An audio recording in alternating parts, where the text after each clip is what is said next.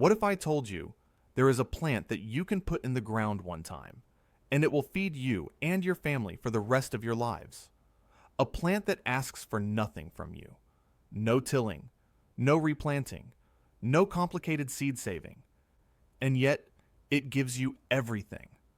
A plant that literally plants itself, marching across your garden year after year, ensuring that you will never be without food. This is not a fantasy. This plant exists. It has existed for thousands of years. It fed the builders of the pyramids. It was cherished by the Romans. It was a staple in the gardens of our great-grandparents. And yet, today, most people have never even heard of it. It has been quietly erased from our modern food system, replaced by fragile, dependent crops that keep you tethered to a multi-billion-dollar industry.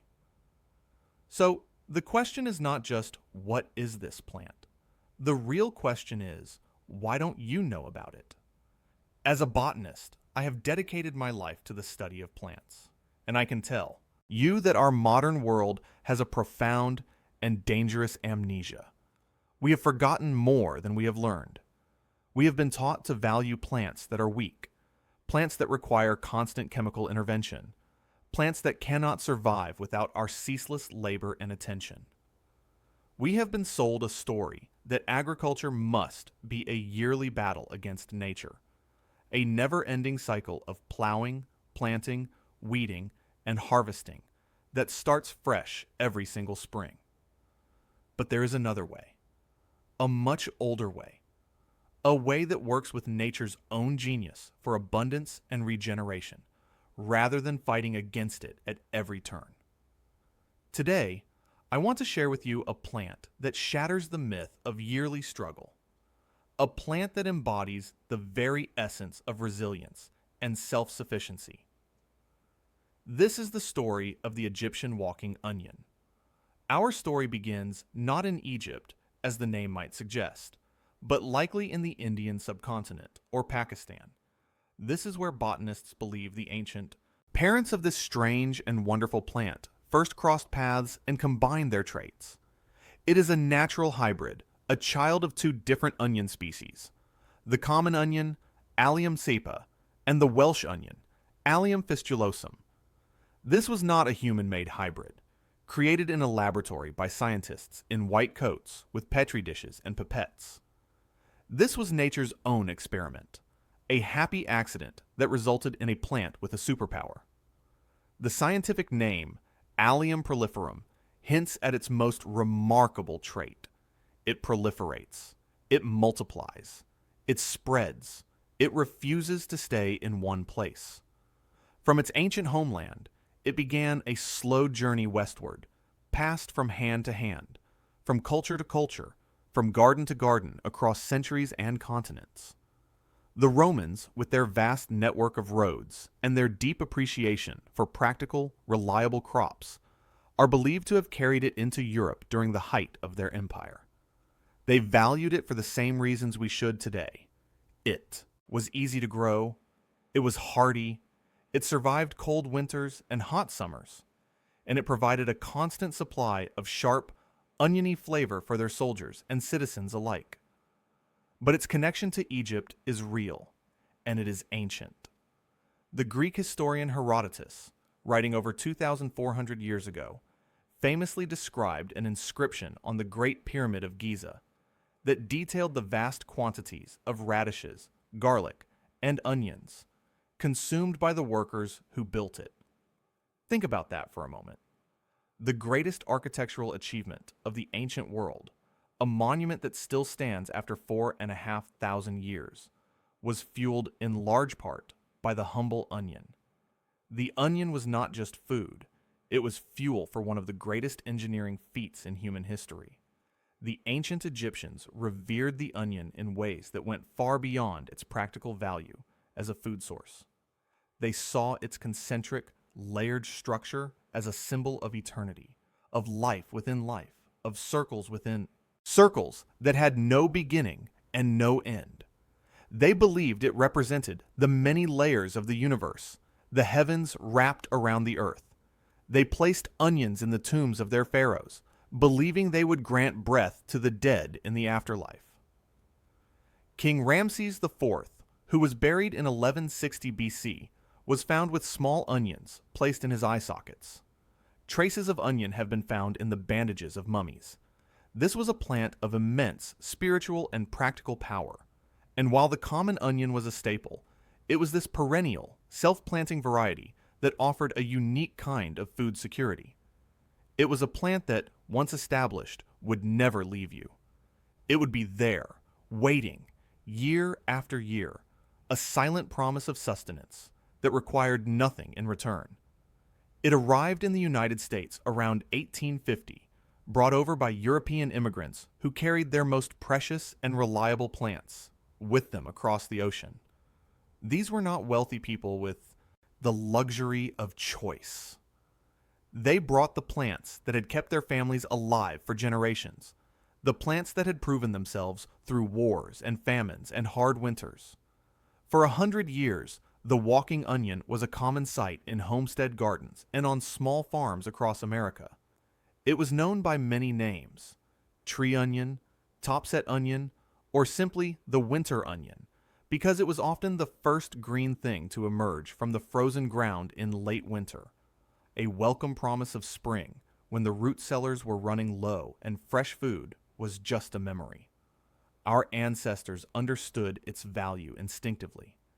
In a world without supermarkets and global supply chains, a plant that could feed you year after year without any effort was not just a novelty. It was a form of insurance. It was a living savings account of food, a guarantee against the uncertainty of the seasons. So why did it disappear? Why did this symbol of eternal life and self-sufficiency vanish from our gardens and our plates? The answer lies in the fundamental shift in how we grow our food. The rise of industrial agriculture in the 20th century was not just about bigger tractors and chemical fertilizers. It was about control. It was about turning the ancient, cyclical art of farming into a linear, industrial process that could be measured, managed, and monetized. And in this new system, a plant like the Egyptian walking onion was not just useless, it was a threat. The modern seed industry, a global behemoth now worth over $60 billion annually, is built on a simple business model. You must buy their product every single year.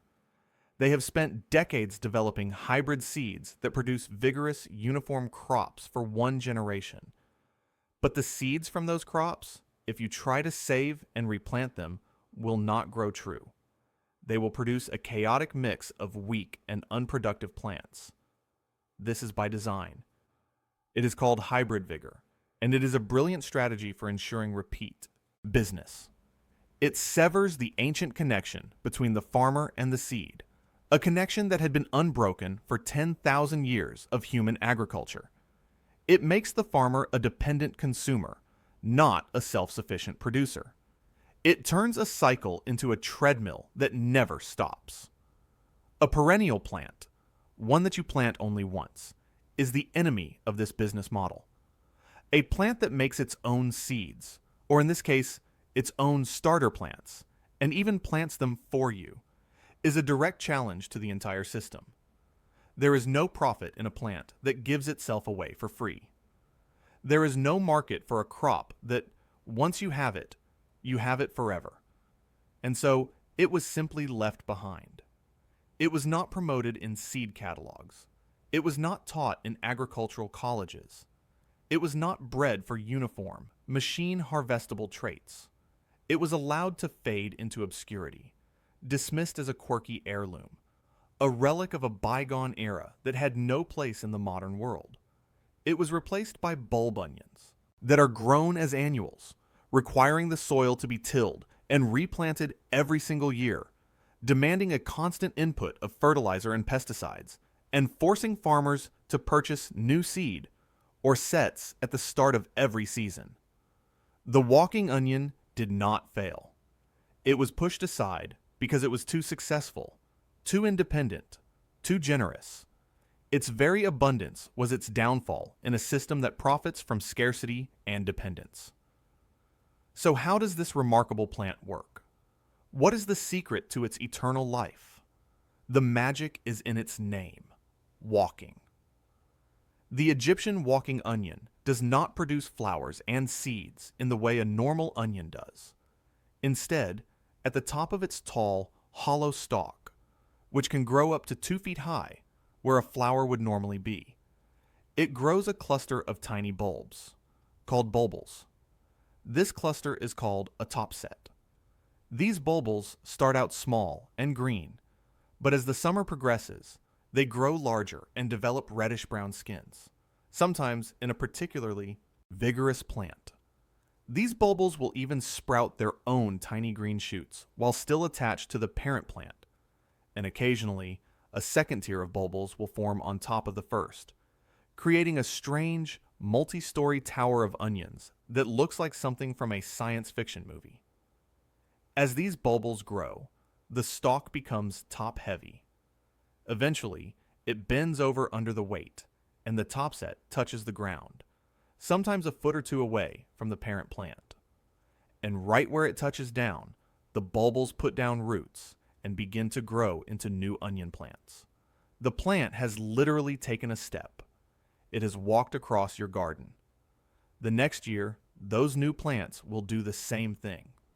Over a few years, a single onion can walk its way across an entire garden bed, creating a dense, permanent, and ever-expanding patch of food. It is a slow, quiet, and relentless process of abundance. It is nature's own automated farming system, requiring nothing from you but the space to grow, and the entire plant is a gift. In the early spring, long before most other crops have even been planted, the tender green shoots emerge from the brown, scruffy remnants of last year's plants. You can snip these and use them just like you would green onions or chives. They have a sharp, fresh, and intensely oniony flavor that is far more potent than anything you will find in a grocery store. As the season progresses, you can harvest the hollow green leaves. Then, in the summer, the topsets form. You can harvest these bulbils and use them like pearl onions or shallots. They are pungent and perfect for pickling, or for adding a concentrated burst of flavor to stews and roasts. You can store them for several months in a cool, dry place, giving you onions even in the dead of winter. And if you leave the topsets to walk, you can also harvest the parent onions at the base. By digging up a portion of the main clump, you get small, shallot-like bulbs that are incredibly potent.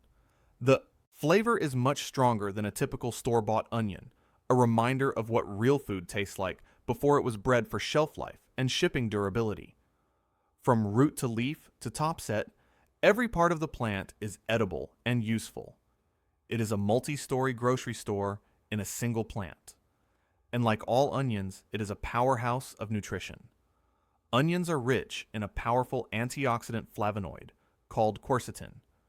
Studies published in peer-reviewed journals have shown that quercetin can help reduce inflammation, lower blood pressure, and support heart health.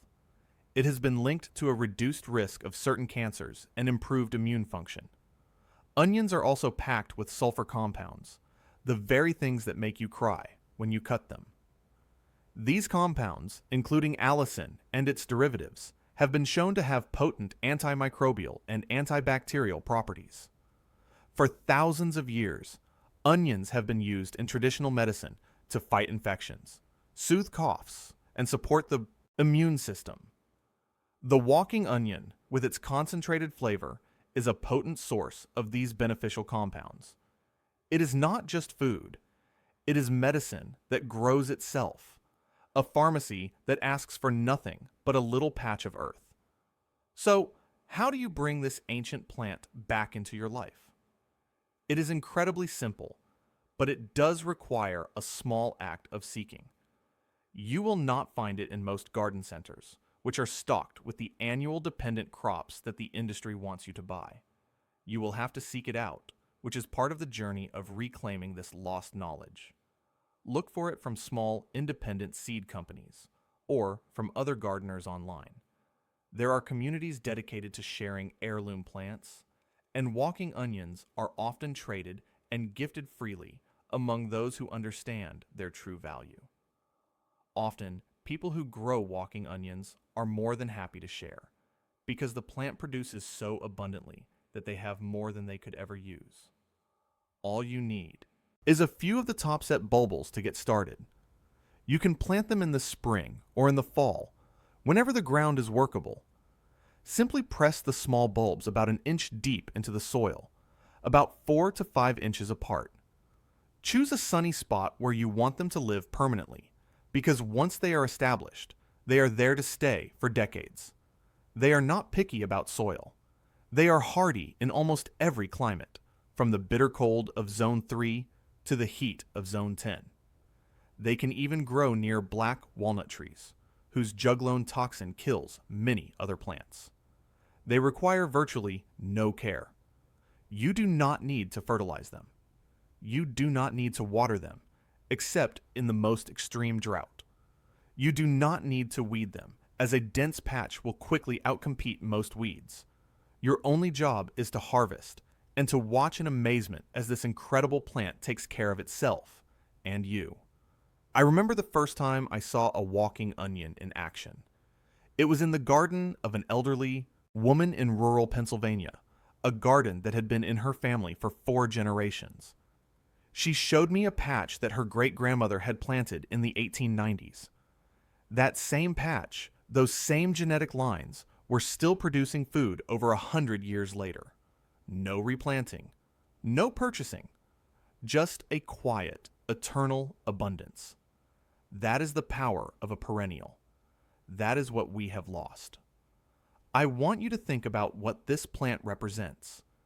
In a world that feels increasingly fragile and uncertain, this onion is a symbol of resilience. It is a declaration of food independence. Planting a patch of walking onions is a small act of rebellion against a system that wants you to be a dependent consumer. It is a connection to a deeper, older wisdom, a wisdom that understood that true security comes not from money in the bank, but from food in the ground. It is a partnership with nature, not a battle against it.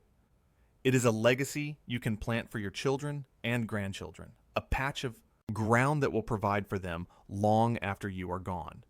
Have you ever heard of this plant before? Does anyone in your family still grow it? Perhaps your grandmother had a patch in her garden and you never knew what it was. Perhaps you pulled it out, thinking it was just a strange weed.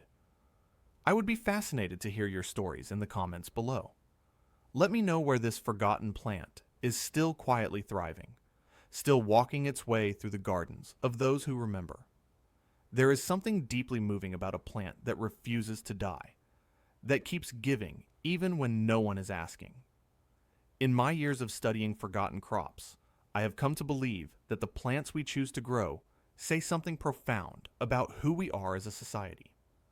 When we choose plants that demand constant inputs, constant purchases, constant intervention, we are choosing a relationship of dependence. When we choose a plant like the walking onion, we are choosing a relationship of partnership. We are choosing abundance over scarcity. We are choosing freedom over control. We are choosing to trust in nature's own genius for regeneration. The next time you are in a grocery store, look at the onion display. See the perfectly uniform, paper-skinned bulbs that have been shipped from thousands of miles away, grown in monocultures drenched in chemicals. Think about the fossil fuels, the pesticides, the labor, and the corporate control that it took to get them there. And then, think about the walking onion. Think about a plant that offers you a lifetime of food in exchange for a few square feet of soil and a little bit of sunlight. A plant that was so generous, so self-sufficient, so empowering that it had to be forgotten. But it is not lost. It is just waiting. It is waiting in the gardens of a few quiet rebels, waiting to be shared, waiting to walk its way back into our lives. The knowledge was never truly lost. It was just buried beneath layers of marketing and convenience. And now, it is time to let it grow again. It is time to reclaim this ancient partnership with a plant that asks for nothing and gives everything. It is time to plant something that will outlast us all, something that will keep walking long after we are gone, something that will feed the generations that come after us, just as it fed the generations that came before.